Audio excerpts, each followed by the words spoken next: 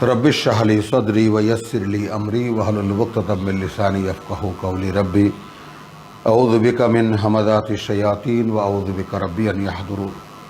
बिस्मिल्लाहिर रहमानिर रहीम।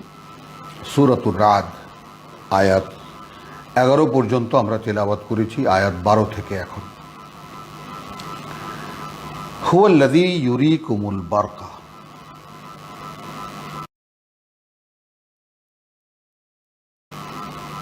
আল্লাহরই বর্ণনা হচ্ছে। এবার দেখুন, এবার একদম সরাসরি তোমরা হয়ে গেল, যেন তৃতীয় এক অবস্থান থেকে বলা হচ্ছে সেই তিনি দেখান তোমাদেরকে বিজলির চমক, খাউফান ওয়া তামান। দেখান কি জন্যে?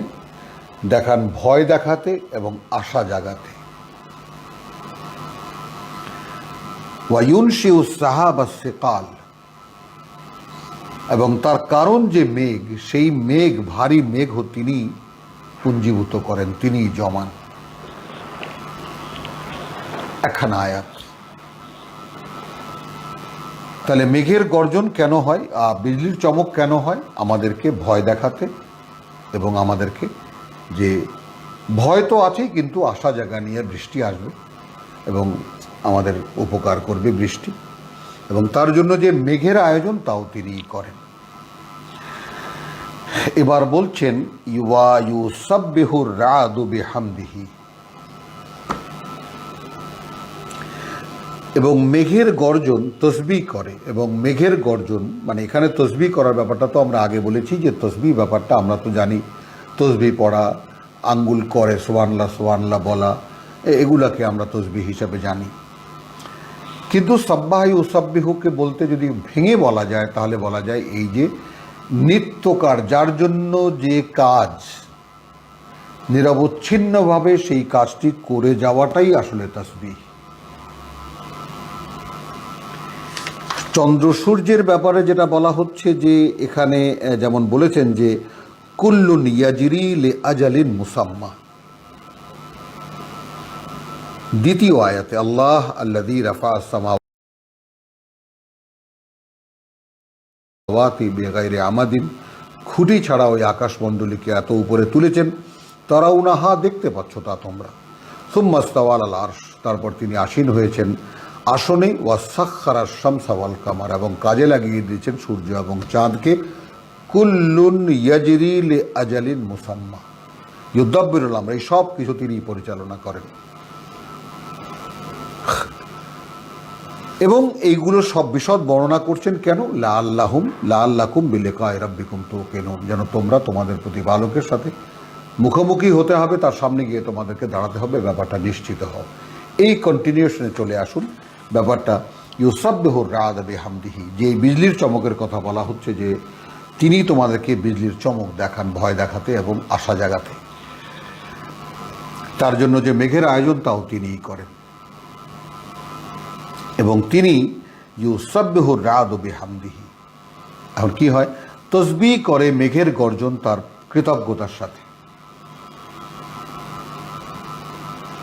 ওয়াল মালাইকাতু মিন খিফাতিহি। এখন কি নেব আমরা? মেঘের গর্জন তাহারই প্রশংসা সহকারে তাহার পবিত্রতা বর্ণনা করে, আর ফেরেশতাগণ তাহার আতঙ্কে কম্পিত হইয়া তাহার তসবিহ পড়ে। কিন্তু এখানে ইউসাব্বিহু শব্দ একটি, দুইবার না। তাহলে ইউসাব্বিহুর রাদু বিহামদিহি, এখানে বিজলির চমকটা আগে দেখিয়েছেন, বলছেন যে তোমাদেরকে দেখান আশা, ভয় এবং আশা জাগা নিয়ে। তার জন্য যে মেঘের আয়োজন তাও তিনি করেন, এবং সেখানে যে মেঘের গর্জন হয় সেটা কি কারণে হয়? বেহামদিহি, তারই কৃতজ্ঞতা প্রকাশ হয়। একটু মানে যেহেতু আমরা এখানে দেখে এসেছি, দায়িত্ব আমরা পেয়ে গেছি, আমরা যেন নিশ্চিত বিশ্বাসী হতে পারি, আমরা যেন ভাবতে পারি, আমরা যেন বুঝতে পারি, আমরা যেন ভাবি, আমরা যেন বুঝি। আয়াত 3 এবং আয়াত 4, এবং আমরা যেন তা আল্লাহর সামনে আমাদেরকে দাঁড়াতে হবে একদিন, সে ব্যাপারে নিশ্চিত হই। এই প্রেক্ষিতে আমরা চলে আসবো এখানে যে আমরা যদি মেঘের গর্জন দেখি বিজলির চমক দেখি তা আমাদেরকে আশা জাগায় এবং আমাদেরকে ভয়ও দেখায়। সেটা আমরা দেখেছি সূরা বাকারা, যে আমরা ইয়াজআলুনা আসাবিআহুম ফি আযানিহিম মিনাস সাওয়াইকি হাযারাল মাউত, একদম বজ্রপাতে মৃত্যুর ভয় আমরা চলে আসবো এখানে, যে আমরা যদি মেঘের গর্জন দেখি, বিজলির চমক দেখি তা আমাদেরকে আশা জাগায় এবং আমাদেরকে ভয়ও দেখায়। সেটা আমরা দেখেছি সূরা বাকারা, যে আমরা ইয়াজআলুনা আসাবিআহুম ফি আযানিহিম মিনাস সাওয়াইকি হাযারাল মাউত, একদম বজ্রপাতে মৃত্যুর ভয় আমরা কানে আঙ্গুল ঢুকিয়ে দিই। তো এখানে আমাদেরকে সেই আশা জাগা নিয়ে এবং ভয় দেখাতে মেঘের গর্জন, বিজলির চমক তিনি দেখান।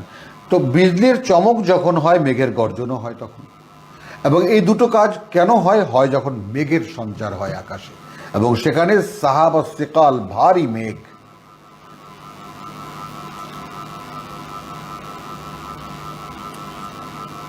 তখন কি হয়? ইউসাব্বিহুর রাদু বিহামদিহি। তো এই বিষয়টাকে আমরা কি বলতে চাইলাম, যে আমরা ইউসাব্বিহুর রাদু, অর্থাৎ মেঘের গর্জন তসবিহ করে, বেহামদিহি, তার লেখা আছে আমরা আমাদের হামদের মানে প্রশংসা করি। ইদানিং আমরা হামদকে বলি কৃতজ্ঞতা। তা আমরা হামদকে কৃতজ্ঞতার অর্থে বলি, এবং আমাদের পূর্বপুরুষরা বা আমাদের মুরব্বীরা যারা, ওনারা হামদকে প্রশংসা হিসাবে নিয়েছেন। সকল প্রশংসা আল্লাহ, এইভাবে আমরা আলহামদুলিল্লাহ। আর একালে আমাদের গবেষণা বা আমাদের এখনকার যারা আছেন তারা বলছেন যে না, এর মধ্যে কৃতজ্ঞতার মধ্যে আসলে, প্রশংসার মধ্যে আসলে কৃতজ্ঞতাটাই 80 ভাগ। যেমন ভাই কেমন আছেন? আলহামদুলিল্লাহ। ভাই ভাত খেলাম, আলহামদুলিল্লাহ। তো আসলে আমরা কৃতজ্ঞতাই জানাই হামদের মাধ্যমে। তো এখন এখানে যেই বিষয়টাকে আমরা মোটামুটিভাবে টেনে এনেছিলাম, সেটা হলো যে সাব্বাহায়ু সাব্বিহুকে আমরা বলছি যে নিত্যকার কাজ। তো এমনিতে কিন্তু যেমন একটা ইংরেজিতে একটা কথা আছে যে যাকে বলে যে বোল্ড ফ্রম দ্য ব্লু, বিনা মেঘে বজ্রপাত। তো সেটা তো কথার কথা। তো বজ্রপাত হতে হলে, বিজলির চমক হতে হলে মেঘের আয়োজন হতে হয়। এবং সেখানে বলেছিলাম যে একদম অতি ক্ষুদ্র ক্ষুদ্র জলকণা, ছোট ছোট মেঘ হয়ে সেগুলোকে জমা করে তারপর সেই মেঘগুলোকে আবার একেবারে বৃষ্টির সাহাব সেকাল, যেটা আয়াত 12-তে শেষে বলা হয়েছে, যে তিনি ওয়া ইউনশি উর সাহাব সেকাল, এবং তিনি গড়ে তোলেন ভারী বর্ষণকারী মেঘ। তখন মেঘের গর্জন হয়, তখন বিজলির চমক হয়। তো এর আগের আয়াতকে যদি আমরা একটু লক্ষ্য করি, 11তম আয়াতে, যে আল্লাহ কোনো জাতিকে বা কোনো জনগোষ্ঠীর অবস্থা পাল্টান না যে পর্যন্ত না তারা তাদের নিজেদেরকে পাল্টায়, বা প্লেন কথাটা বলে যে যারা নিজেদের মনের মধ্যে যা আছে তা পাল্টায়। আর তারপর সঙ্গে সঙ্গে বলে দিয়েছেন, যদি তিনি চান, অর্থাৎ ওয়াইদা আরাদ আল্লাহ বা বেকাউমিন সুয়ান, কোনো জাতির ক্ষেত্রে যদি আল্লাহ তার মন্দ চান, ফালা মারাদ্দালাহু, তাকে ফেরাবার কেউ নেই। যেমন আমাদের জন্য এখন কোনো আশ্রয় নেই। সারা পৃথিবীতে আমাদের মতো অসহায় কোনো জাতি নেই, সংখ্যায় আমরা প্রায় 150 কোটি। কারণ ওয়ামা লাহুম মিন দুনিহি মিন ওয়াল, কারণ আল্লাহ ছাড়া আমাদের কোনো অভিভাবক নেই, তো কোনো আশ্রয়ও নেই, আমাদের কোনো সাহায্যকারীও নেই, আর সেই আল্লাহর সাথেই আমাদের কোনো সম্পর্ক নেই। হুয়াল্লাযী ইউরীকুমুল বারকা খাউফান ওয়া তামান, এর সাথে সম্পর্কটা কি? যে তিনি বিজলির চমক দেখান ভয় এবং আশা দেখিয়ে। ইউনশিউ সাহাবা সেকাল, এই মেঘের যে ফরমেশনটা, মেঘ যে গড়ে তোলা, মেঘ যে হয়ে ওঠার পরেই উসাব্বিহুর রাদ বিহামদিহি, অর্থাৎ এখন যে গর্জন হতে পারছে, এইটা মেঘের ঘনীভবনের একটা কৃতজ্ঞতার প্রকাশ। বিষয়টা একটু বলছে যে একটু প্যাচেরও হবে, একটু মনোযোগ দিয়ে শুনতেও হবে, এবং নিজেদের ভাবনাকেও একটু অ্যাপ্লাই করতে হবে।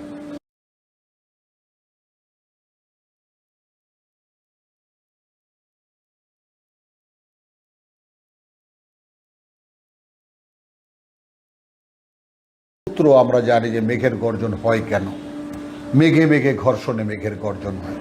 তো যেইভাবে গর্জন হয় তাতে তো দেখা যায় যে খুব মেঘ একটা সলিড জিনিস হতে হয়। দুইটা বরফের টুকরা যদি এরকমভাবে আকাশে ঘা খেত একের সাথে আর এক, তারপরে মেঘের গর্জন হওয়া সম্ভব ছিল। আসলে কি তাই? এই মেঘ ভেদ করে তো প্লেন উড়ে যায়। তো মেঘ তো এমন কোনো সলিড জিনিস না, তা গর্জনটা এইরকম গর্জনটা কিভাবে হয়? আর এরকম একেবারে বজ্র যখন পড়ে তখন এত বড় বিকট আওয়াজ কি করে হয়? এইগুলো ভাবনার ব্যাপার।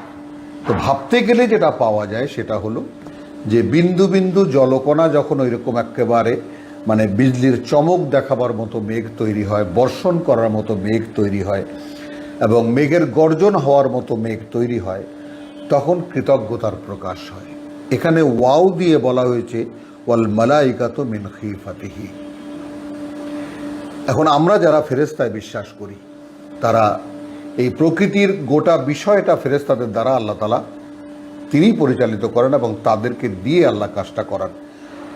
তাহলে যেটা দাঁড়াচ্ছে ওয়ায়ুসাব্বিহুর রাদু বিহামদিহি ওয়াল মালাইকাতু ফি মিন খিফাতিহি, তাহলে তসবিহ একটা। তাহলে মেঘের গর্জনও করছে তার কৃতজ্ঞতা প্রকাশের জন্য এবং ফেরেশতারা করছে তাদের ভয় প্রকাশ করার জন্য। দেখুন,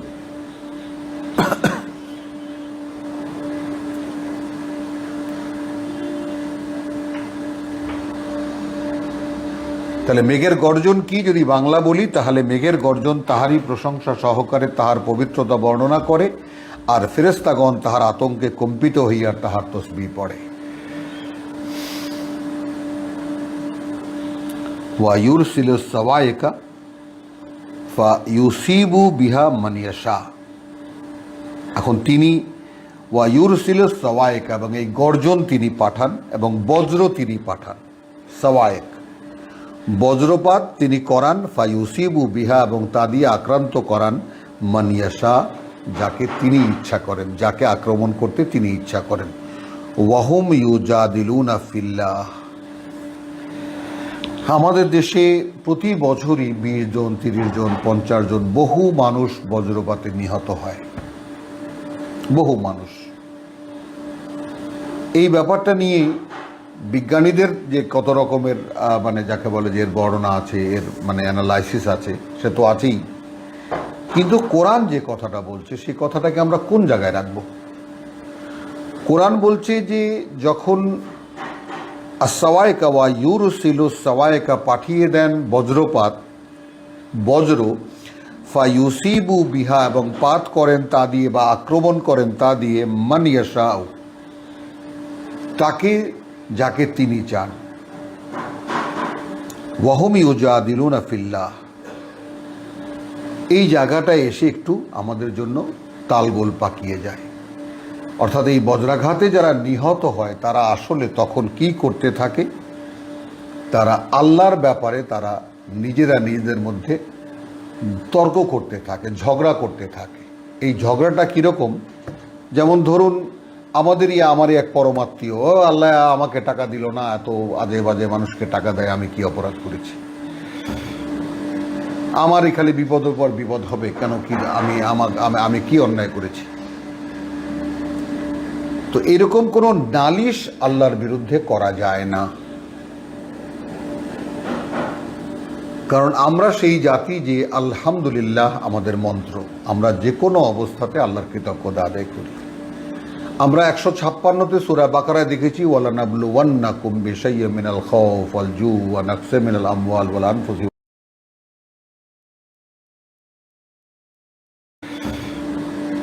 আমারই খালি বিপদের পর বিপদ হবে কেন? কি আমি কি অন্যায় করেছি? তো এরকম কোনো নালিশ আল্লাহর বিরুদ্ধে করা যায় না, কারণ আমরা সেই জাতি যে আলহামদুলিল্লাহ আমাদের মন্ত্র। আমরা যে কোনো অবস্থাতে আল্লাহর কৃতজ্ঞতা আদায় করি। আমরা 156তে সূরা বাকারায় দেখেছি ওয়ালানাবলুওয়ান্নাকুম বিশাইয়্যিন মিনাল খাউফ ওয়াল জু ওয়া নাকসিম মিনাল আমওয়াল ওয়াল আনফুসি ওয়াস সামারাত, যে আল্লাহ তোমাদেরকে পরীক্ষা করবেন। সেই পরীক্ষার মধ্যে বিষয়গুলো কি কি? ভয়, বিভিন্ন রকমের ভয় ভীতি দেখাবেন, ক্ষুধায় কষ্ট দেবেন, টাকা পয়সা লস হয়ে যাবে, চলে যাবে, ব্যবসায় লস হয়ে যাবে, টাকা ডাকাতি নিয়ে যাবে, পকেট মারে নিয়ে যাবে, এমনি হয়ে যাবে, হঠাৎ করে নিঃস্ব হয়ে যাব, আত্মীয় স্বজন মারা যাবে, আমি রোগে পড়ব, ব্যক্তিগতভাবে আমি আক্রান্ত হব, আমার ক্ষেতের ফসল ধ্বংস হয়ে যাবে, আমি ডাক্তার হয়েছি, ইঞ্জিনিয়ার হয়েছি, আমার ক্যারিয়ার প্রশ্নের মুখে পড়বে। এখন আমি কি করব? আমার ক্যারিয়ারের চর্চা করব, তাতে পৃথিবীতে শনৈ শনৈ উন্নত হব, নাকি আমার পরকাল চর্চা করব? কোনটা আমি করব? এ তো পরীক্ষার আইটেম এগুলো। এখন এগুলো কার জন্য? যারা বিশ্বাস করে আল্লাহকে, যারা বিশ্বাস করে এই কিতাবকে, তার জন্য। কিন্তু সাধারণের ব্যাপারটাকে যদি আনেন, এখানে সাধারণ মানুষের ব্যাপারটা যদি আনেন, তাহলে আমরা আবার তিনখানা আয়াত পিছিয়ে যাব। কারণ এই একটা ব্যাপার আপনাদের সামনে যদি আমি রাখতে পারি, আল্লাহর মেহেরবানিতে আল্লাহ তাআলা আমাকে যদি কবুল করেন, তাহলে আমার মনে হয় যে অনেক বড় একটা জটিল সমস্যার সমাধান হয়ে যাবে। আমরা 8 থেকে যাব আবার। তেলাওয়াতে রিপিটেশন হচ্ছে আল্লাহু ইয়ালামু মা তাহমিলু কুল্লু উনসা। বোঝাবার জন্য বলছেন আল্লাহ জানেন যা যত মানে মাতৃজাতি বা যত মানে যাকে বলে যে স্ত্রী জাতীয় প্রাণী তা তার গর্ভে কি ধারণ করে। ওয়ামা তাগিদু আল আরহামু, আর এই গর্ভগুলো কি মানে বহন করে। ওয়ামা তাজদাদ, সেখানে কি মানে বেড়ে ওঠে। ওয়া কুল্লু শাইইন ইনদাহু বিমিকদার, এবং প্রত্যেকটি জিনিস তার কাছে একটা নির্দিষ্ট মাপ মাত্রা আছে, যেটা আমরা শিশুর বেলায় পিছিয়ে যাব। কারণ এই একটা ব্যাপার আপনাদের সামনে যদি আমি রাখতে পারি, আল্লাহর মেহেরবানিতে আল্লাহ তাআলা আমাকে যদি কবুল করেন, তাহলে আমার মনে হয় যে অনেক বড় একটা জটিল সমস্যার সমাধান হয়ে যাবে। আমরা 8 থেকে যাব আবার। তেলাওয়াতে রিপিটেশন হচ্ছে আল্লাহু ইয়ালামু মা তাহমিলু কুল্লু উনসা। বোঝাবার জন্য বলছেন আল্লাহ জানেন যা যত মানে মাতৃজাতি বা যত মানে যাকে বলে যে স্ত্রী জাতীয় প্রাণী তা তার গর্ভে কি ধারণ করে। ওয়ামা তাগিদু আল আরহামু, আর এই গর্ভগুলো কি মানে বহন করে। ওয়ামা তাজদাদ, সেখানে কি মানে বেড়ে ওঠে। ওয়া কুল্লু শাইইন ইনদাহু বিমিকদার, এবং প্রত্যেকটি জিনিস তার কাছে একটা নির্দিষ্ট মাপ মাত্রা আছে, যেটা আমরা শিশুর বেলায় বলেছি যে তার এমন শিশু একদম বড় হতে হতে একটা মানুষ হয়ে যায় না, বা পেট চিরে ফিরে, ও একটা নির্দিষ্ট সময় সে বেরিয়ে আসে। প্রত্যেকটা ফল ফসল যেগুলো প্রসব ভিত্তিক, পশুদেরও প্রসব হয়, তাও একটা নির্দিষ্ট মাপের সময় বেরিয়ে আসে। এরপরে যেটা বলছে খেয়াল করে দেখি আমরা, এটা তো আমাদের অবগতির জন্য 8কে বললেন আল্লাহ। 9 এসে বলছেন আলিমুল গায়বি ওয়াশ শাহাদা, তিনি দৃশ্য অদৃশ্যের জ্ঞাতা। আল কবির আল মুতাআল, তিনি একমাত্র বড়, তিনি উচ্চতর। এরপরে বলছেন সাওয়াউন মিনকুম মান আসার আল কওল, একই রকম তোমাদের ক্ষেত্রে। এবার কিন্তু আল্লাহ আর দ্বিতীয় পক্ষ আমরা, মানে বিষয়টা বুঝে নেওয়ার জন্য আল্লাহ বলছেন যে তোমাদের মধ্যে একদম সরাসরি, এবার সরাসরি আমাদেরকে বলছেন যে তোমাদের ক্ষেত্রে একই রকম, যে তোমাদের মধ্যে কথা গোপন করে অথবা প্রকাশ্যে বলে, এবং যে লুকিয়ে থাকে রাতে এবং দিনের বেলা যাকে যে দৃশ্যমান হয়, একই রকম তার কাছে। তারপরে একটা এডিশন দিচ্ছেন যে লাহু মুআক্কিবাত, কীরকম? একই রকম, যে এবং এই যে ব্যক্তিটি মানে তোমাদের মধ্যে যেই, তার ক্ষেত্রে কি হয়, তার জন্য আছে মুআক্কিবাতুন মিন বাইনি আইদিহি ওয়া মিন খালফিহি, তার সামনে এবং পেছনে পাহারা আছে, রক্ষক আছে। ইয়াহফাজুনাহু, তাকে দেখে শুনে রাখে, মিন আমরিল্লাহ, তার আদেশে। তাহলে আল্লাহর অবস্থা 9-10 এই, এবং তারপরে আছে আমাদের আলাদা পাহারাদার, সামনে আছে পাহারাদার, পেছনে আছে পাহারাদার, এবং তাদের দায়িত্ব আমাদেরকে দেখাশোনা করে রাখা। এরপরে মন্তব্য করছেন আল্লাহ বদলান না কোনো জাতির বা কোনো জনগোষ্ঠীর অবস্থা, যে পর্যন্ত না জনগোষ্ঠী মনের অবস্থা পরিবর্তন না করে। তার মানে সেই বিশ্বাসের কথাটাই কিন্তু আসলে ইমানের প্রসঙ্গটাই কিন্তু এসে গেল। যেমন আমি মনে করুন আমি বিশ্বাস করতাম না, এখন আমি বিশ্বাস আনলাম, তাহলে পরিবর্তনটা কোথায় ঘটলো?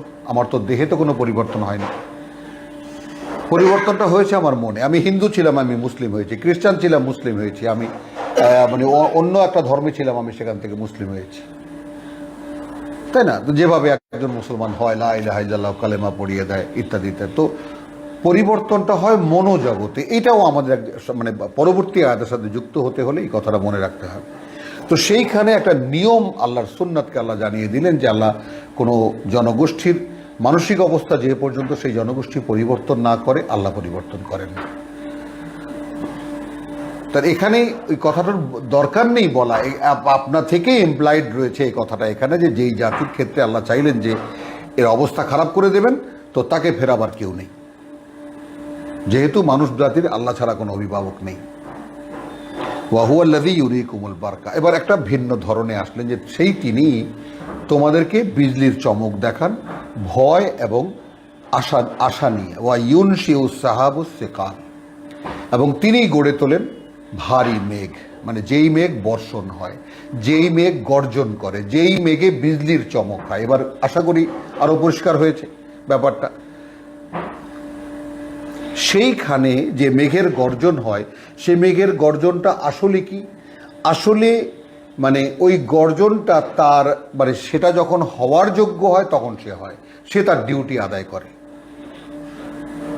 অর্থাৎ মেঘ যে পুঞ্জীভূত হলো, সেই মেঘ পুঞ্জীভূত হওয়ার কারণে তখনকার যে অবস্থাটা, সেইটার প্রকাশটা হলো মেঘের গর্জন। এবং তার সাথে সাথে ফেরেশতারাও তাদের ভয়ে আতঙ্ক প্রকাশ করে। তার মানে মেঘের সন্নিবেশটা, মেঘের পুঞ্জীভবনটা, এই বিষয়টা দুটো কাজ একসাথে হয়ে গেল। ফেরেশতারাও তাদের কৃতজ্ঞতা প্রকাশ করে, এবং মেঘ যে সেই পরিমাণ হয়েছে যে আমি এখন এতটা সলিড হয়েছে যে আমি এখন এই গর্জন প্রকাশ করতে পারি, ওটা তারই একটা প্রকাশ। বেহামদিহি ওয়ায়ুরসিলুস সাওয়াইক, এখন বজ্রপাত হয় সেখান থেকে। একই কাজ কিন্তু 12-13কে একটু মেলায় দেখুন ব্যাপারটা যে কি হচ্ছে। বিজলির চমক, বজ্রপাত, সেই বজ্রপাতের প্রসঙ্গ আবার এলো, যে সেই বজ্রকে তিনি পাঠিয়ে দেন। ফা ইউসিবু বিহা মান ইয়াশাউ, তা দিয়ে তিনি আক্রান্ত করেন যাকে তিনি চান। এখন এই যাকে তিনি চান বা যে চায়, দুটোই হতে পারে, এটা তো আমরা বলেছি যে দুটোই হতে পারে। যে ইউসিবু বিহা মান, তিনি আক্রান্ত করেন তা দিয়ে তাকে, ইয়াশা, যাকে তিনি চান বা যে চায়।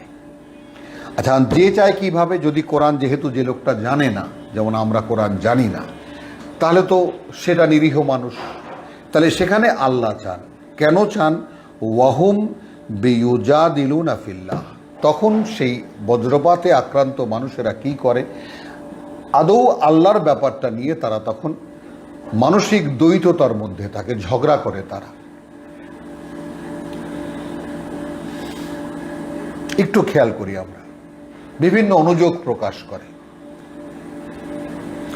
আমার এত অভাব কেন, আমার এত কষ্ট কেন, আমার এইটা কেন, আমার ওইটা কেন। মানে সে তার এখানে ঝগড়াটা ইউজাদিলুনা ফিল্লাহ, আল্লাহর ব্যাপারে ঝগড়া করে। এখানে বাংলায় আছে, তাহা যাহার উপর চাহেন ঠিক সেই অবস্থায় নিক্ষেপ করেন, যখন লোকেরা আল্লাহ সম্পর্কে ঝগড়ায় নিয়োজিত থাকে। এবং এইটার বাস্তবতা কি? আল্লাহ সম্পর্কে কেটা কি ঝগড়া করবে? নিরীহ মানুষ ক্ষেতের মাঝখানে কাজ করছিল, বজ্রপাতে মারা গেছে, তো সে আল্লাহর সঙ্গে কার সাথে ঝগড়া করছে? আল্লাহকে নিয়ে। ব্যাপারটা কি? বিচ্ছিন্ন মানুষগুলো মারা যায় না ক্ষেতের মাঝখানে? প্রধানত তো বিচ্ছিন্ন মানুষগুলোই মারা যায়। এমন তো না যে একটা দল আড্ডা মারছিল, আল্লাহর বিরুদ্ধে ঝগড়া করছে, সেখানে বজ্রপাত হয়েছে, এমন তো না। তো এই জন্যে এই বাস্তবতাটা বোঝার জন্য আমি আবার রিপিট করেছি 8, 9, 10, 11কে। এই জন্যে মানসিক অবস্থাটা এখানে দেখতে হবে, যে আল্লাহ সেই পর্যন্ত কোনো মানুষের অবস্থা পরিবর্তন করেন না যে পর্যন্ত না সে তার নিজের মানসিকতা পরিবর্তন করে।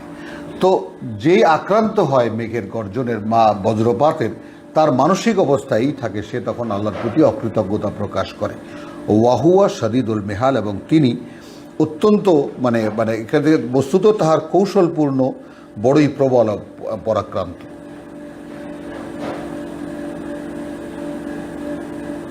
এখন এখানে কি হলো? মানসিকভাবে আমি সাবধান হয়ে গেলাম। শিক্ষাটা কি এখানে আমাদের? যেমন কোরআনে তো কোনো অনুযোগ চলবে না আল্লাহর প্রতি, সেটা কুফর।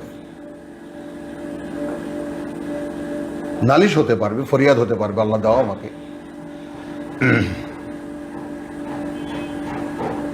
এখন মনে করুন যে দীর্ঘকাল বিশ্বাস নেই, বিশ্বাসহীনতা একেবারে। এখন মনে করুন একটা মানুষ, একটা মানব অস্তিত্বকে আল্লাহ বজ্রপাতের দ্বারা নিয়েই গেলেন। এখানে বহু রকমের ফেতনা বা ফতোয়াও দেওয়া যেতে পারে, যে মানুষটাকে যদি আল্লাহ নেন তাহলে এখানে তো কেউ দায়ী না, তাকে তো হত্যা করলে প্রকৃতি তাকে হত্যা করেছে, বরং বলা যায় আল্লাহই তাকে হত্যা করেছে। এই তো, তাহলে কেন করেছেন?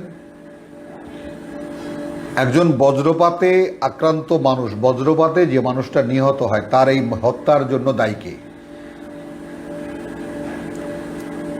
আমরা কাকে দায়ী করব? আমরা তো বললাম পত্রিকা খবর আসলে যে অমুকে বজ্রপাতে নিহত হয়েছে, মারা গেছে। তো লোকটা একটা জীবন্ত মানুষ, খেতে কাজ করতে গেছে, সে গরু নিয়ে ফিরতেছে, সে বজ্রাঘাতে মারা গেছে। আর এর জন্য দায়ী করবেন কে? তাকে তো আল্লাহ তো দায়ী না। তা কারণটা কি? কারণটা সে তখন মনে মনে অনুযোগ করতে থাকে, সেই কারণে তার আর প্রয়োজন হয় না। একটা মানুষের জীবন কখন হরণ হয়, ফেরেশতারা কখন তাকে ফিরিয়ে নেয়, সেগুলো আমরা দেখেছি এর আগে। একটা মানুষকে পৃথিবী থেকে প্রত্যাহার করা হয় কখন? একটা মানুষের জীবন যখন আর কোনো ইউজ থাকে না এই পৃথিবীতে, তখন তাকে নিয়ে যান আল্লাহ। তো বজ্রাঘাতে যে মানুষটা মারা গেল, এটা আলোচনা বিভিন্নভাবে, আমি মাত্র সামান্য একটা আলোচনা আপনাদের সামনে রাখলাম। এটা নিয়ে অনেক ধরনের ভাবনা হতে পারে, এটা কোনো রায় নয়। আমরা কি বলছি যে কিউআরএসএফ থেকে কোনো রায় দেওয়া হয় না। আপনাদেরকেও আমি আহ্বান করছি যে এই ব্যাপারে আপনারাও ভেবে দেখবেন। ওয়াহুয়া শাদীদুল মিহাল, এবং তিনি এখানে মানে তার যে তিনি কঠিন বা সূক্ষ্মতর, তিনি তার কৌশলের ক্ষেত্রে। শিক্ষাটা কি দেখুন, লাহু দাওয়াতুল হক, তার পরের আয়াতের কানেকশনটা যদি দেখি আমরা, তাহলে বুঝতে পারব।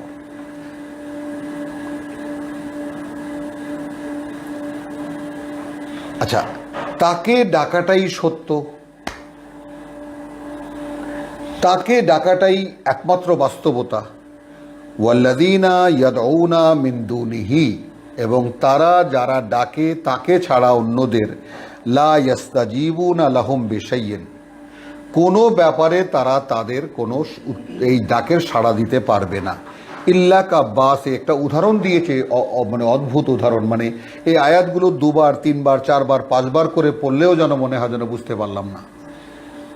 আচ্ছা, আল্লাহকে ছেড়ে যারা অন্যদেরকে ডাকে, তাদের অবস্থাটা এই, লা ইয়াস্তাজিবুনা লাহুম, তারা তাদের ডাকের সাড়া তো দেবে না, সামান্যতম বিশাইইন ইল্লা। এই ঘটনাটা এমন, কাব্বাসিতি কাফাইহে, যেন এই লোকটা বাড়িয়ে দিয়েছে তার হাত, ইলাল মা, পানির দিকে, লে ইয়াবলুগা ফাহু, যেন পানি তার মুখে চলে আসে।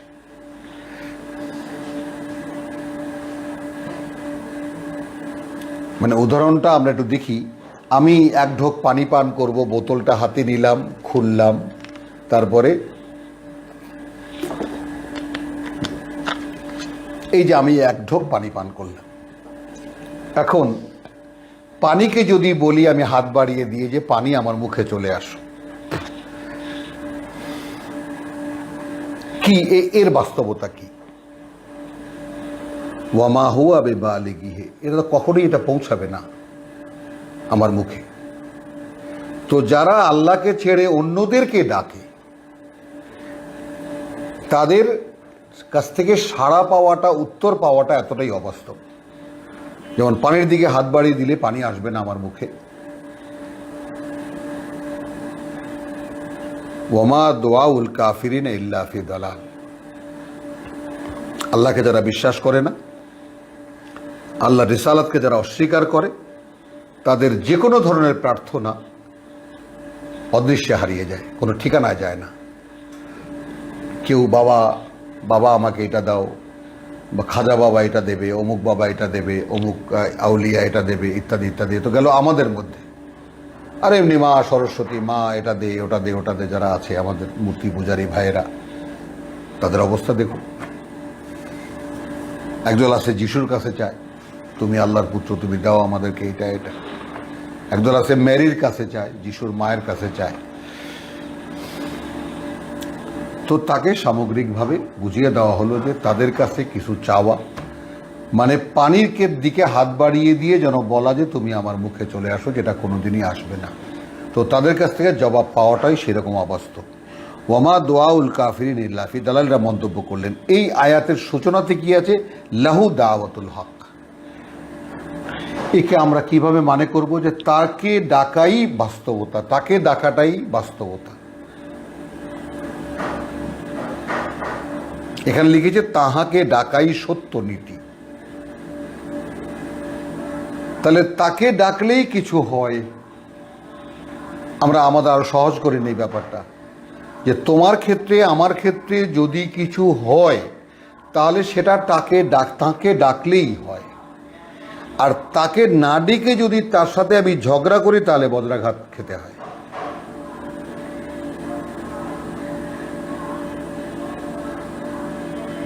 ভাবুন,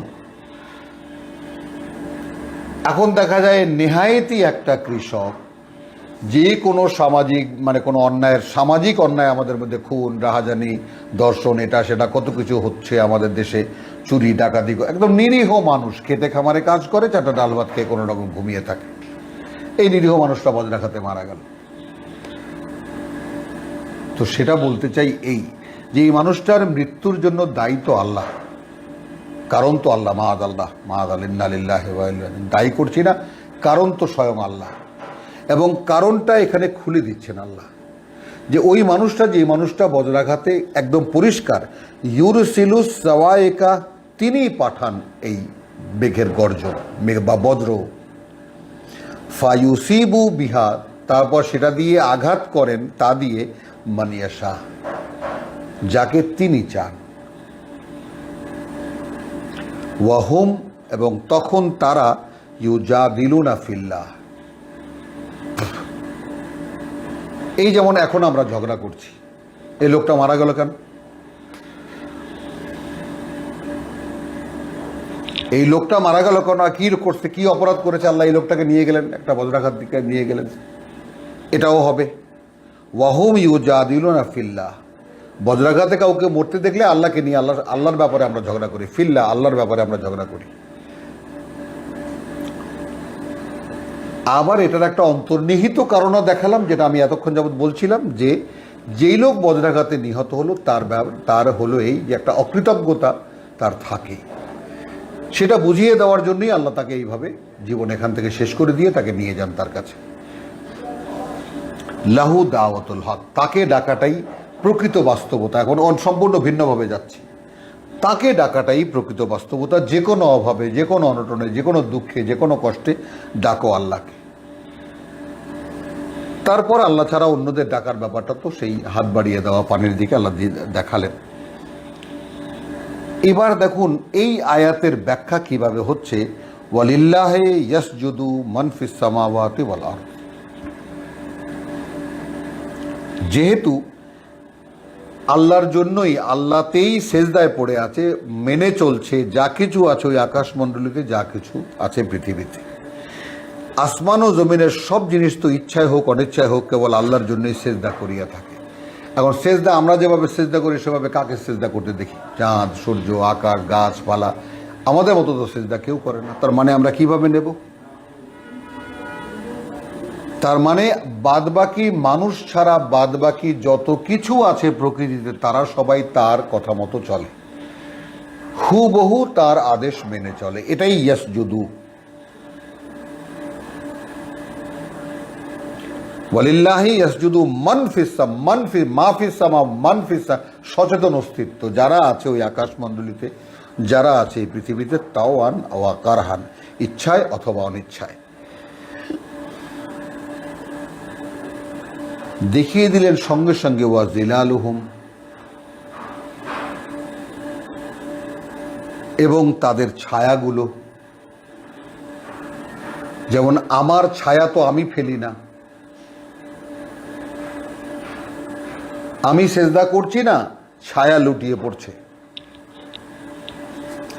আমার অস্তিত্ব ছায়া লুটিয়ে পড়ছে, সূর্য তার সাক্ষী। বেল গুদুর বেলা আসাল, সকাল সন্ধ্যা, যে কোনো অস্তিত্বের ছায়া লুটিয়ে পড়ছে। দেখুন বেশ সূরা রাদের জটিল অবস্থাটা প্রত্যেকটা আয়াতের প্রকাশ করা একটু বুঝতে যেমন মনে হয় যেন বুঝতে পারি কিন্তু প্রকাশ করতে পারি না, এরকম কুল মান রব্বুস সামাওয়াতি ওয়াল আরদ, বলো কে সৃষ্টিকর্তা প্রতিপালক ওই আকাশমণ্ডলী আর এই পৃথিবীর। কুল আল্লাহ, বলে যাও তুমি আল্লাহ। কুল আফা ইত্তাখাযতুম মিন দুনিহি আউলিয়া, তাহলে তোমরা কি বানিয়ে নিলে তাকে ছেড়ে অন্যান্য মান্যদেরকে, অন্যান্য অলিয়া উলিয়া। লা ইয়ামলিকুনা লিনাফসিহিম নাফআন, যারা নিজেদেরও কোনো উপকার করতে পারে না, ওয়ালা দাররান, কোনো ক্ষতি করতে পারে না, তাদেরকে তোমরা মানো। কুল হাল ইয়াস্তাভি আল আমা ওয়াল বাসির, বলে যাও তুমি একই রকম কি অন্ধ আর যে দেখতে পায়। আম হাল তাস্তাভিয়া জুলুমাত ওয়ান নূর, নাকি একই রকম বা সমান হয়, মানে ঘুটঘুটে অন্ধকার এবং আলো। আম জাআলুল্লাহু শুরাকা খালাকু কা খালকিহি, নাকি আম জাআলু লিল্লাহে, নাকি এরা যাদেরকে বানিয়েছে আল্লাহর অংশীদার। খালাকু কা খালকিহি, তারা কি কিছু সৃষ্টি করতে পারে যেভাবে আল্লাহ সৃষ্টি করেছেন এরকম কোনো সৃষ্টি। ফাতাশাবাহাল খালকু, একই রকম দেখতে আলাইহিম, তাদের কাছে। মানে আমি লাত মানাত উজ্জাকে মানি, বা আমি দেবী দুর্গাকে মানি, দেবী দুর্গা ভগবান যেটা বানিয়েছেন, তো আমিও তো একটা দেবী দুর্গা বানিয়ে তাকে পূজা করছি, বাগো এটা দাও।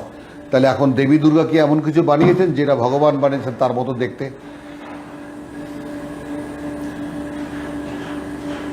বা আমি খাজা বাবা দিল্লিতে যাই, খাজা বাবাকে মানি, নিজামুদ্দিন আউলিয়াকে মানি, নিজামুদ্দিন আউলিয়া এমন কিছু সৃষ্টি করেছেন যা আল্লাহ সৃষ্টি করেছেন।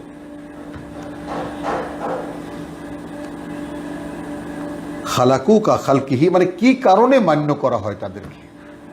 ফাতাশাবাহা আল খালকু আলাইহিম কুল আল্লাহু খালিকু কুল্লি শাই। ওই যে বলছি যে নিরঙ্কুশ একত্ববাদ, শুধুমাত্র আল্লাহকে মানা, মন মানসিকতার মধ্যে যত ছায়া আছে, যত রকম জটিলতা আছে, সব কিছু থেকে মুক্ত হয়ে নিরেট আল্লাহকে মানা, শুধু আল ইলাহ, একমাত্র আল্লাহ। কুল আল্লাহু খালিকু কুল্লি শাইইন ওয়া হুয়াল ওয়াহিদুল কাহ্হার। আসলো আবার উপসংহারে সেই কথা বলো যে আল্লাহই সৃষ্টি করেছেন প্রত্যেকটি জিনিস, এবং তিনি আল ওয়াহেদ আল কাহার, তিনি একা এবং সর্বব্যাপী। আনজালা মিনাস সামাই মাআন, তিনি নাজিল করেন আকাশ থেকে পানি। ফা সালাত আউদিয়াতুন বিকাদারিহা, তা প্রবাহিত হয়ে যায়, স্রোত হয় তখন একদম উপত্যকার প্রত্যেকটা কাদারিহা তার ধারণ ক্ষমতা অনুযায়ী। ফাহতামালা সাইলু জাবাদান, তখন সৃষ্টি করে সেই স্রোতের স্রোত ফেনা তৈরি করে। মানে মক্কায় ঠিক যে ঘটনা ঘটে, মক্কা তো এখন তো সারাদিনই তো মক্কার উপরে টেলিভিশনের একটা ক্যামেরা থাকে, টেলিভিশন খুললেই দেখা যায় মক্কার অবস্থাটা। দূর দূরান্ত পর্যন্ত সেই গোরাপ কাকের, মানে সেই ছাই রঙের কালচে যে রঙটা, সেই রঙের পাহাড়। তো ওইখানে যখন বৃষ্টিপাত হয় তখন এই পাহাড় সেই পাহাড় যে খাত টাতগুলো আছে সব ওখানে প্রচণ্ড স্রোতের তৈরি হয়। তো সেই স্রোতে কি হয়, ফেনা তৈরি করে। যেহেতু মাক্কি সূরা, এনভায়রনমেন্টাল টাচটা ওখানকার আছে, তো ফাহতামালা সাইলু জাবাদান রাবিয়ান, উপরিভাগে ফেনা তৈরি করে। আচ্ছা, এখন এখানে পানির তো হলো এই অবস্থা, তিনি বা আকাশ থেকে বৃষ্টি বর্ষণ করেন, তাতে স্রোতের তৈরি হয়, এবং তা উপত্যকা পার হতে হতে বা বিভিন্ন খাদ বিভিন্ন জায়গা পার হয়ে এসে সেখানে একটা ফেনা তৈরি হয় তার উপরিভাগে। এবার দেখুন কোথার সাথে কি মেলাচ্ছেন আল্লাহ। ওয়া ইউকিদুনা আলাইহি ফিন্নার, এবং তারা যে গলায়, যার উপরে রেখে, আগুনের উপরে রেখে, ফিন্না আগুনের মধ্যে রেখে, ইবতিগা হিলিয়াতান, অলংকার বানাবার জন্য যে সমস্ত ধাতু গলায়, আও মাতাইন, অথবা অন্যান্য জিনিস বানাবার জন্য, লোহা যেভাবে গলিয়ে আমরা অন্যান্য জিনিস বানাবার জন্য। জাবাদুন মিসলুহু, একই রকম ফেনা তারও হয়। ওই যে আমার অ্যালুমিনিয়াম কারখানা ছিল, ফেনা নিয়ে তো অনেক গল্পই বলেছি আমি। যে কোনো ধাতু করলে তার উপরে ভাগে ফেনা হয়। পানির স্রোত তৈরি হলে তার উপরিভাগে ফেনা হয়। মানে এই উপমাগুলো রব্বুল আলামিন দিচ্ছেন কেন? তার মানে দৃশ্য তো এক জিনিস, ভেতরে আর এক জিনিস।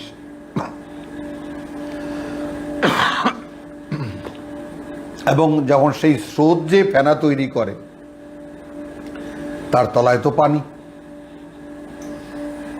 তাই না?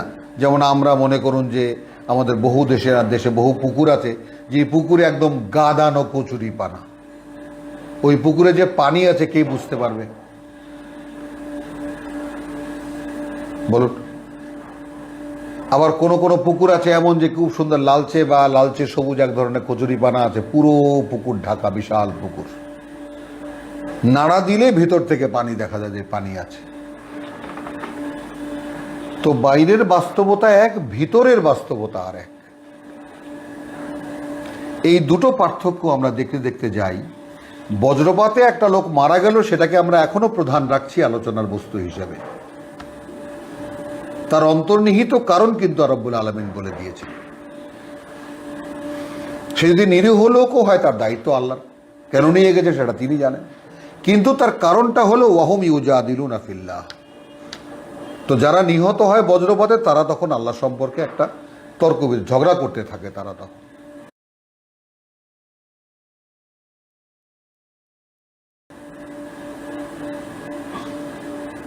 তাই না? তো সেইখানে আসুন, এখানে পানির স্রোত তৈরি হয়, তারপরে অন্ধ আর দৃষ্টিমান এক নয়, এটা আমরা দেখলাম আয়াত 16-তে। তারপরে পানির স্রোত তৈরি হয়, একইভাবে ধাতু গলালেও সেখানেও ফেনা তৈরি হয়। কাযালিকা ইয়াদরিবুল্লাহুল হাক্কা ওয়াল বাতিল। কি বুঝলেন? এইভাবে আল্লাহ উপমা দেখান সত্য আর মিথ্যার, সামনে রাখেন উপমা আল্লাহ, আল হক ওয়াল বাতিল। ফাআম্মা জাবাদু, এটা বলে তারপর বলছেন, আর সেই যে ফেনার কথা, ফায়াযহাবু জুফাআন, তা তো এক সময় উড়ে যায়, ফেলে যায়, উবে যায়, নিঃশেষ হয়ে যায়। ওয়া আম্মা মা ইয়ানফাউন নাস, আর তা যা মানুষের উপকারে আসে, মানুষের কাজে লাগে, ফায়ামকুসু ফিল আরদি, তা থিতু হয়, তা থাকে, অবস্থান করে পৃথিবীতে। কাযালিকা ইয়াদরিবুল্লাহুল আমসাল, এইভাবেই আল্লাহ বিভিন্ন উপমা দিয়ে থাকেন। আমসাল লিল্লাযীনা ইসতাজাবু লিরাব্বিহিম আল হুসনা, সেই উপমার পরে বলছেন তাদের জন্য যারা সাড়া দেয়, জবাব দেয় তাদের সৃষ্টিকর্তার আহ্বানে, তাদের পরিণতি সুন্দর, আল হুসনা। ওয়াল্লাযীনা লাম ইয়াস্তাজিবু লাহু, আর তারা, মানে এখানে কিন্তু কন্টিনিউ হবে করতে গেলে লাহু দাওয়াতুল হক, আয়াত 14। এখানে আমি তর্জমা করছি তাকে ডাকাই সত্য নীতি, এক গেল হলো। আচ্ছা, তার জন্য আহ্বান করাই চূড়ান্ত সত্য, আসেন এই তর্জমা।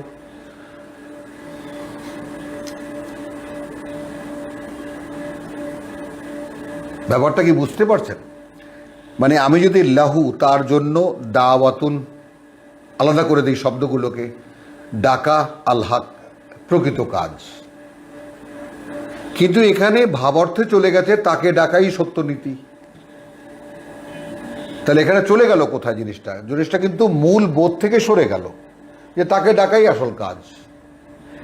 এখন তার জন্য ডাকাই আসল কাজ। এখন আপনি মিলান প্রত্যেকটা জিনিস, যে মেঘের গর্জন কেন হয়? তার কৃতজ্ঞতা প্রকাশ করে, ফেরেশতারা ভয় প্রকাশ করে, সেখানে বজ্রপাত হয়, তা দিয়ে আক্রমণ করেন তাকে যে আল্লাহ সম্পর্কে ঝগড়া করতে থাকে। অতএব তাকে ডাকাই, তার দিকে ডাকাটাই হলো মানে মূল কাজ। তাই এখন কি বললাম, যে ওই লোকটা তো বেকার, কারণ এই পৃথিবীতে এখন কাজ একটাই বাকি রয়েছে, আল্লাহর এই কিতাব পড়ো, সেই কিতাব মানুষের কাছে পৌঁছো, আর কোনো কাজ নেই। ধর্ম কর্ম যত কিছু আছে বলতে একটাই কাজ, এই কিতাব পড়ো, কিতাব অনুযায়ী নিজেকে গড়ে তোলো এবং নিজেকে কেয়ামতের যোগ্য করে তোলো, যে কেয়ামতে তুমি কি কৈফিয়ত দেবা, কীভাবে জীবন কাটিয়েছো, কীভাবে জীবনকে বানিয়েছো, আর মানুষকে এই কথা বলো, কাজ তো একটাই, এটাই ধর্ম, এটাই ইসলাম, এটাই সব।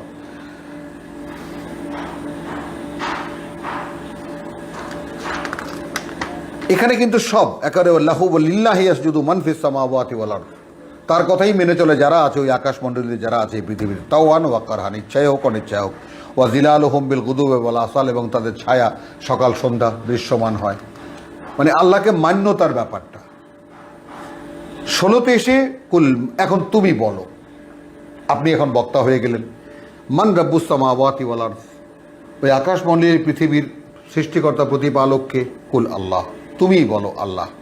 কুল আফা ইত্তাখাযতুম মিন দুনিহি আউলিয়া, তাহলে তোমরা কি বানিয়ে নিয়েছো তাকে ছাড়া অন্যান্য মান্য? লা ইয়ামলিকুনা লিআনফুসিহিম নাফআন ওয়ালা দাররান, যারা নিজেদের কোনো ভালো বা মন্দ করতে পারে না। কুল হাল ইয়াস্তাবি আল আমা ওয়াল বাসীর, তো আপনি কিন্তু একা বক্তা, আপনি কিন্তু ধারাবাহিকভাবে বলে যাচ্ছেন, থামছেন না, আদেশের পর আদেশ আসতেছে, আপনি বলছেন একই হবে কি অন্ধ আর দৃষ্টিমান? আম হাল তাস্তাবি জুলুমাত ওয়ান নূর, নাকি এক হবে তোমার ঘুটঘুটে অন্ধকার এবং আলো? আম জাআলুলিল্লাহি শুরাকা খালাকু কা খালকিহি, নাকি তারা যাদেরকে আল্লাহর অংশীদার বানিয়েছে, তারা সৃষ্টি করেছে তার সৃষ্টির মতো, ফাতাশাবাহা আল খালকু, এখন সেই সৃষ্টি একই রকম দেখতে দেখায়, অর্থাৎ এইটা আমার দেবতা তৈরি করেছে, এইটা আল্লাহ তৈরি করেছেন, দেখতে একই রকম, এরকম কিছু? আল্লাহু খালিকু কুল্লি শাই, আল্লাহই প্রত্যেক। কুল, আবার কিন্তু সেই আদেশ, তুমি বলতে থাকো আল্লাহই সৃষ্টি করেছেন প্রত্যেকটা জিনিস, ওয়াহুয়াল ওয়াহিদুল কাহার, এবং তিনি একমাত্র একা, এবং তিনি একক, এবং কিন্তু তিনি সর্বব্যাপী। আনজালা মিনাস সামাই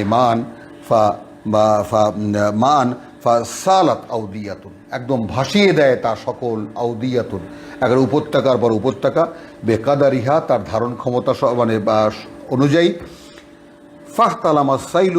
ফাহতামালা সাইলু জাবাদান রাবিয়াতান, তার উপরে তখন ফেনা তৈরি হয়।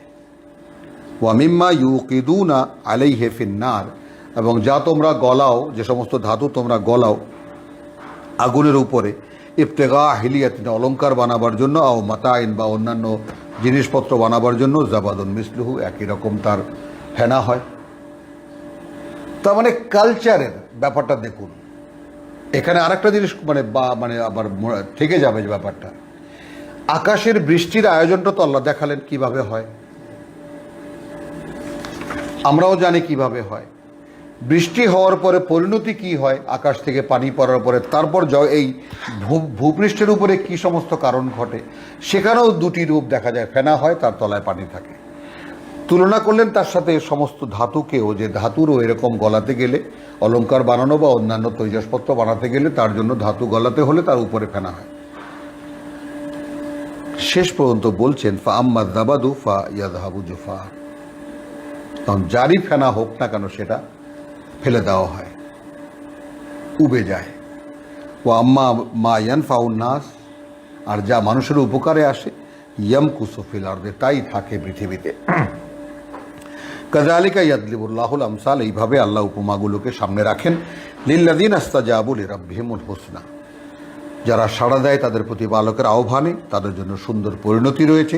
ওয়াল্লাযিনা লা ইস্তাজিবু লাহু, আর যারা সাড়া দেয় না তার ডাকে, লাউ আন্না লাহুম মা ফিল আরদি জামিয়ান, যদি তাদের জন্য যত সম্পদ আছে এই পৃথিবীতে তার সবও থেকে থাকে, ওয়া মিসলাহু মাহু, এবং তার মতো আরও সম্পদ, লাফতাদাউ বিহি, তাহলে কোনো এক সময় তা দিয়ে তারা মুক্তিপণ দিতে চাইবে। উলাইকা লাহুম সুউল হিসাব, এইরকম যারা, তাদের জন্য রয়েছে কঠিনতম হিসাব। ওয়া মাওয়াহুম জাহান্নাম ওয়া বিসাল মিহাদ, এবং এদের ঠিকানা জাহান্নাম, এবং সে বড় ভয়ঙ্কর ঠিকানা। আফামান ইয়ালামু আন্নামা উনজিলা ইলাইকা মিন রাব্বিকা আল হক, এইবার আসলো দেখুন, এতক্ষণ যা কিছু বলছেন এবার কিন্তু ব্যাপারটা গুছানোর দিকে এগিয়ে যাচ্ছে। আফামান ইয়ালামু, আচ্ছা তাহলে সে যে জানে, আন্নামা উনজিলা ইলাইকা মিন রাব্বিকা আল হক, সেই জিনিস যা নাজিল করা হয়েছে তোমার প্রতি তোমার প্রতিপালকের পক্ষ থেকে, তাই নিরেট সত্য। আবার বলছি, আফামান, তাহলে সে যে, ইয়ালামু জানে, আন্নামা উনজিলা ইলাইকা সেই যা নাজিল করা হয়েছে তোমার কাছে মিন রাব্বিকা, তোমার প্রতিপালকের পক্ষ থেকে, আল্লাহ সেটাই নিরেট সত্য। কামান, সে কি তার মতো হুয়া আমা, যে অন্ধ, তার মানে যে এটা জানে না এটা সত্য না মিথ্যা। ইন্নামা ইয়াতাযাক্কারু উলুল আলবাব, তার মানে যা কিছু আল্লাহর পক্ষ থেকে নাজিল করা হয়েছে তারা কারা? তারা বিচক্ষণ এবং মানে সচেতন, সতর্ক সচেতন যারা, তারাই এই কথাটা বুঝতে পারে। ইয়াতাযাক্কারু আল্লাযীনা ইউফুনা বিআহদিল্লাহি, তাহলে এখন উলুল আলবাব কারা? যারা পূরণ করতে থাকে তাদের জীবনে বিআহদিল্লাহি, আল্লাহর সঙ্গে করা অঙ্গীকার। ওয়ালা ইয়ানকুসুনাল মিসাক, এবং তারা তার সাথে করা অঙ্গীকারের সাথে কোনো ধরনের কোনো ঘাটতি করে না, ছিন্ন করে না। আর এখানে সূরা বাকারার সাথে আল্লাযীনা ইয়ানকুদুনা আহাদাল্লাহি মিন বাদি মিসাকিহি ওয়া ইয়াকতাউনা মা আমারাল্লাহু বিহি আন ইউসালা, সেটা চলে আসবে এখানে। আল্লাযীনা ইউফুনা বিআহদিল্লাহ, আল্লাহর সঙ্গে করা অঙ্গীকারকে যারা পূর্ণ করতে থাকে। ওয়ালা ইয়ানকুসুনাল মিসাক, এবং তারা তার সাথে করা অঙ্গীকারের কোনো ভঙ্গ করে না। ওয়াল্লাযীনা ইয়াসিলুনা মা আমারাল্লাহু বিহি, এবং যারা নিজেকে যুক্ত রাখে তার সাথে যা আদেশ করেছেন আল্লাহ, যে এর সাথে যুক্ত থাকো, আন ইউসালা, যে এর সাথে যুক্ত হয়ে থাকো, অর্থাৎ কিতাবুল্লাহ, আল্লাহর ওহী। ওয়া ইয়াখশাউনা রাব্বাহুম, এবং ভয় পায় তারা তাদের প্রতিপালককে।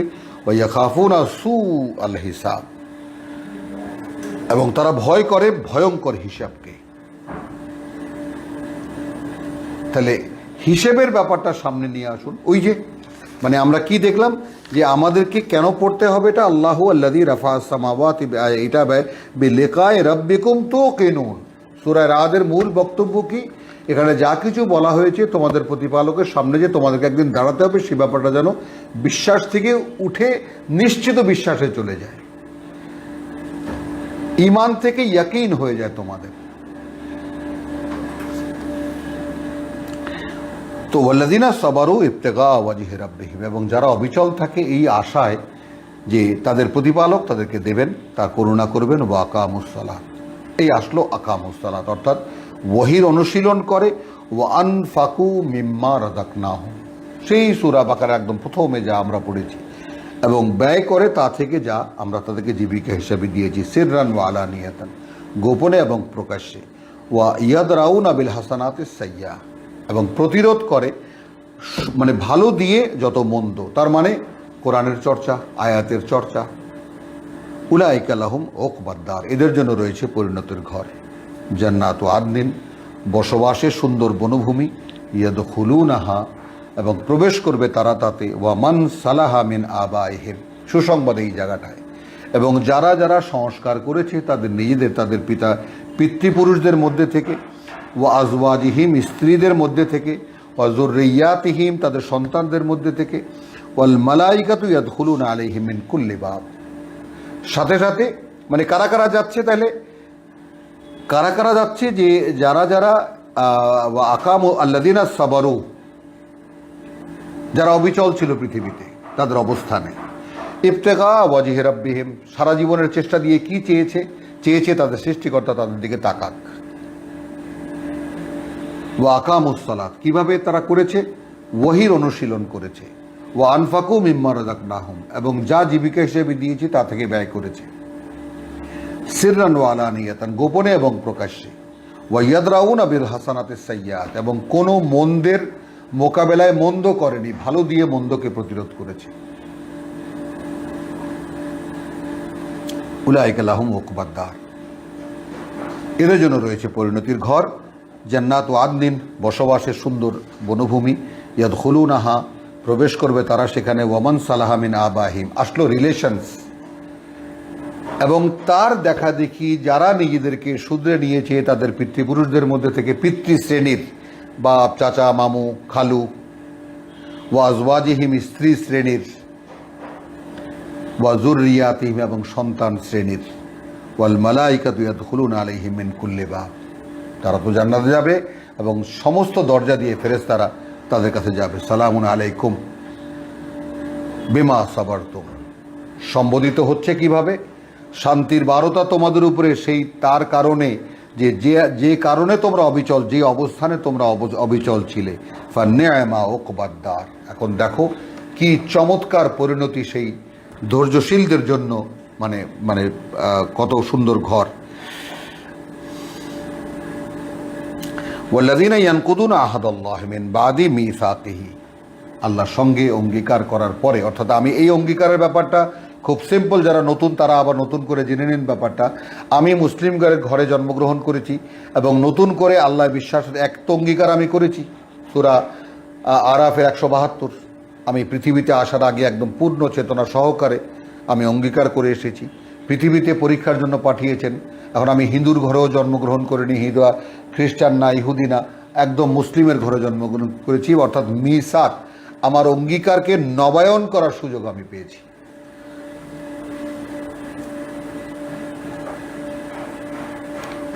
তাই না? তো ওয়াল্লাযীনা ইয়ানকুদুনা আহাদাল্লাহি মিন বাদি মিসাকিহি, যারা অঙ্গীকারকে নবায়ন করার সুযোগ পাওয়ার পরেও যারা ভঙ্গ করে, ওয়ায়াকতাউনা মা আমারাল্লাহু বিহি আন ইউসালা, এবং ছিন্ন করে তার সাথে সম্পর্ক যার সাথে আল্লাহ যুক্ত রাখতে বলেছেন সম্পর্ক, তার মানে কিতাবুল্লাহ। এখানে আত্মীয় স্বজনের কথা বলা হয়েছে, কিন্তু আমরা ওটা নিচ্ছি না, একদম পরিষ্কার এটা প্রমাণিত হয়ে গেছে যে আন ইউসালা, কিতাবের সাথে যুক্ত হয়ে থাকা। আকামুস সালাত বলতে ওহীর সাথে যুক্ত হয়ে থাকা, এবং সেটা আমরা দেখব। রাসূল বলেছেন যে আমি তো মেনে চলি ইন আত্তাবিউ ইল্লা মা ইউহা ইলাইয়া, এই হলো আকামুস সালাত। আমি তাই মেনে চলি যা আমার কাছে ওহী করা হয়, আমি তাছাড়া আর কিছুই মানি না যা আমার কাছে ওহী করা হয়। তো ওয়াল্লাযীনা ইয়ানকুদুনা আহাদাল্লাহ, মানে সূরা ইউনূসের 15, ওয়াল্লাযীনা ইয়ানকুদুনা আহাদাল্লাহি মিন বাদি মিসাকিহি ওয়া ইয়াকতাউনা মা আমারাল্লাহু বিহি আন ইউসালা, এবং ছিন্ন করে, আদেশ করেছেন আল্লাহ যে এর সাথে যুক্ত হয়ে থাকো, ওয়া ইউফসিদুনা ফিল আরদ,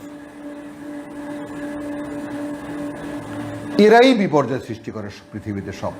যেমন আমরা মুসলিম, আল্লাহ আমাদেরকে কিতাবের সাথে যুক্ত হয়ে থাকতে বলেছেন, কিতাব দিয়ে জীবন গড়ার কথা বলেছেন, কিতাবের সাথে কোনো সম্পর্ক নেই।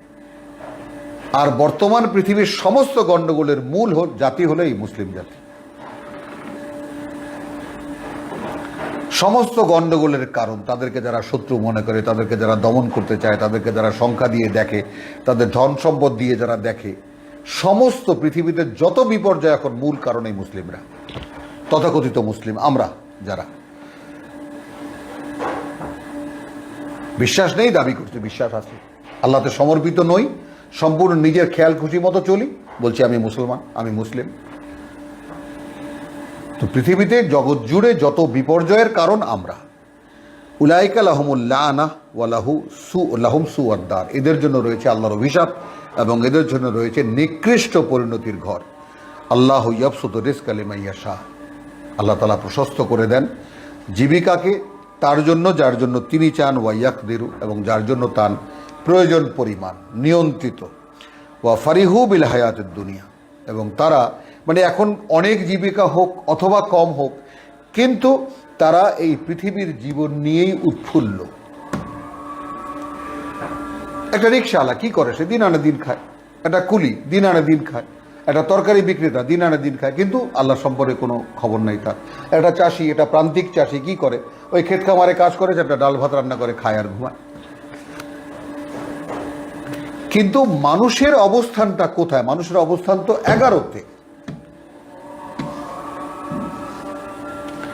যদি মানুষের জন্য স্বয়ং সৃষ্টিকর্তা তাকে দেখেন, এইভাবে অবজার্ভ করেন, তার গোপন প্রকাশ্যে যা কিছু আছে রাতে দিনে তিনি দেখতে থাকেন, তাদের জন্য পাহারাদার নিয়োগ করেছেন, আমাদের জন্য সামনে পিছনে পাহারাদার থাকে, এই মানুষ এরকম বেখেয়াল হয়ে থাকতে পারে?